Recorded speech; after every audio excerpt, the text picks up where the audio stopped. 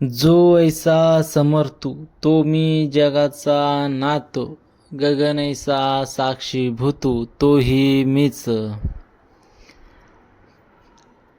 पहिले नमन माझे संत श्री बाळूमामांच्या चरणाशी, दुसरे नमन माझे मेंढी माऊलीच्या चरणाशी. चला तर भक्तांनो, सगळ्यांना मानाचा जय बाळूमामा. आपण आज पाहणार आहोत गुजरातमधली एक वकील बाई आहे. तिच्यासोबत बाळूमामांनी कसं काय आणि तिचं बाळूमामांशी झालेला संवाद आपण पाहणार आहोत. चला तर ते पाहण्याआधी एक बाळूमामाचा गजर करूया. बाळूमामाच्या नावानं चांग भलं, मेंढी माऊलीच्या नावानं चांग भलं, हाल सिद्धनाथाच्या नावानं चांग भलं, मुळे महाराजांच्या नावानं चांग भलं, आई सत्यवादेवी मातेच्या नावानं चांग भलं, राजा घोड्याच्या नावानं चांग भलं, भीमा कुत्र्याच्या नावानं चांग भलं, बोला बोला बाळूमामाच्या नावानं चांग भलं. चला तर भक्तांनो, गुजरातमधली एक वकीलबाई होती, क्लास 1 अधिकारी. हे जे लोक आहेत नोकरीवाले, मोठमोठ्या पदावर असतात, हे शक्यतोवर अशा देवांना किंवा अशा याच्यांना बळी पडत नाहीत, की त्यांना पटत नसतं की हे देव असतात, हे असतात. तिला आलेला अनुभव आज ती स्वतःहून कशी काय इकडं आली ते बघणार आहोत. चला तर मग, जी गुजरातमधली वकीलबाई होती, तिच्या स्वप्नामध्ये असेच रोज एक मूर्ती जायची आणि तिला दर्शन द्यायची.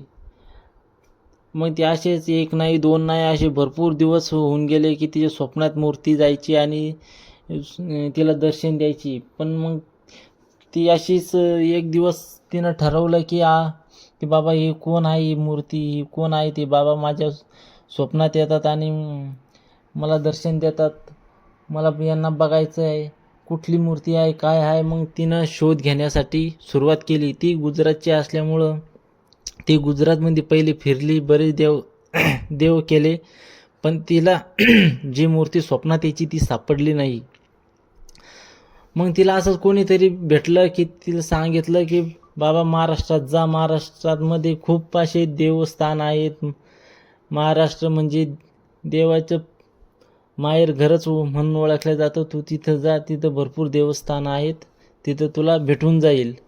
मग तिनं ऐकल्याप्रमाणे महाराष्ट्रात ती आली, तिचा ड्रायव्हर, आणि ती आल्यानंतर तिने भरपूर तीर्थ केले. पंढरपूर केली, साई शिर्डी बाबा, इकडं तिकडं मोठमोठाले देवस्थान केले, बालाजी वगैरे असे भरपूर केले. पण तिला काही ते स्वप्नात येत होते ते बाबा तिला सापडले नाही, ती मूर्ती दिसली नाही.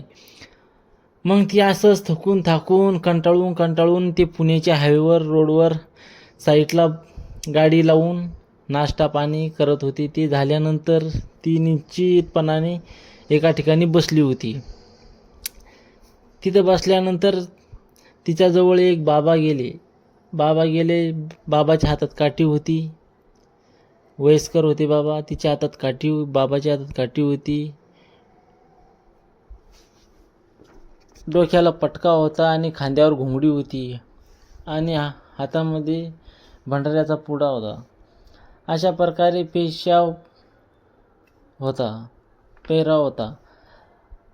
त्या बाबाने विचारले तिला, का ग बाई, काय झालं, कुठून आलीस, काय झालं, का बसलीस. तिने सांगितले की बाबा, माझ्यासोबत असं घडलंय, मी गुजरातहून आले.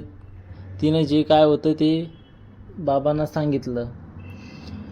बाबांनी सांगितलं ग, माझं एक काम कर, तू आता एवढं फिरलीस तर मी सांगतो तेवढं ऐक. तू इथपर्यंत आलीस तर अजून एका ठिकाणी जाम, तुला तुझं निवारण होऊन जाईल.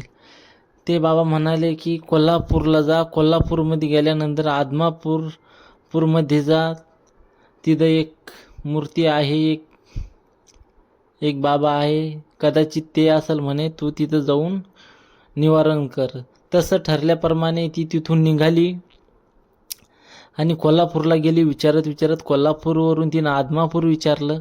आदमापुरात गेल्यानंतर ती मंदिरात गेली, दर्शन घेतलं नाही, काय नाही, तिनं काही बघितलं नाही. डायरेक्ट ट्रस्टच्या ऑफिसमध्ये गेली आणि ऑफिसमध्ये एक फोटो होता, तो तिच्या स्वप्नात यायचा आणि ती ट्रस्टवाल्यांना म्हणाले की हे जे बाबा आहेत म्हणे हे कुठे आहेत म्हणे, यांना माझ्याकडे घेऊन या म्हणे. ट्रस्टवाले म्हणले की हे बाळूमामा आहेत, यांनी समाधी घेऊन संजीवनी समाधी घेऊन भरपूर वर्ष झालेत म्हणे, यांना कुठून आणू म्हणे तुमच्यासमोर. ते म्हणाले की काल तर हे जे बाबा आहे म्हणे हातात काठी घेऊन डोक्याला फेटा घेऊन हे बाबा मला काल भेटले म्हणे हायवेवर रोडवर, यांनी तिथला पत्ता सांगितला म्हणे, आणि आज तुम्ही म्हणताय की हे इथं नाही म्हणून. अगं बाई म्हणे हे बाळूमामा आहेत म्हणे, भगवान शंकराचा अवतार आहेत म्हणे, हे असे कसे भेटणार म्हणे आपल्याला. तुम्हाला भेटले म्हणे तुमचं भाग्यवान समजा म्हणे, आणि जी तुमच्या स्वप्नात काय मूर्ती येत होती म्हणे पहिले तिथं जाऊन दर्शन घ्या म्हणे मंदिरात. ती तिथून गेल्यानंतर मंदिरात पहिलं दर्शन घेतलं आणि तेव्हा तिला समजलं की जी आपल्या स्वप्नात मूर्ती यायची ही तीच बाळूमामाची मूर्ती. तेव्हा तिची शांतता झाली आणि नंतर तिला कळून चुकले की बाबा एवढ्या मोठ्या जगाच्या मालकानं आपल्याला साक्षात काल समोर येऊन आपल्याला इथला पत्ता सांगितला. अशा प्रकारे बाळूमामांनी तिला साक्षात दृष्टांत देऊन तिच्या समोर येऊन तिला ओळखता नाही आलं, ही तिची नाराजी ती व्यक्त करत होती. पण जगाच्या मालकाने तिला साक्षात तिच्या समोर येऊन, बाळूमामा हे साक्षात कोणालाही, लय कमी असे लोक असतात पुण्यवान असतात त्यांना बाळूमामा साक्षात दर्शन देतात, पण समजत नाही की हेच बाळूमामा कुठल्या रूपात देव आपल्याला दर्शन देईल हे सांगता जात नाही.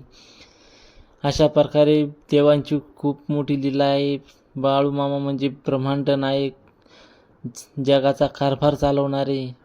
बाळूमामाने सांगितले जो मला हाय म्हणाल मी त्याच्यासाठी हाय, जो मला नाही म्हणाल मी त्याच्यासाठी कधीच नसतोय, जो माझी मेंढी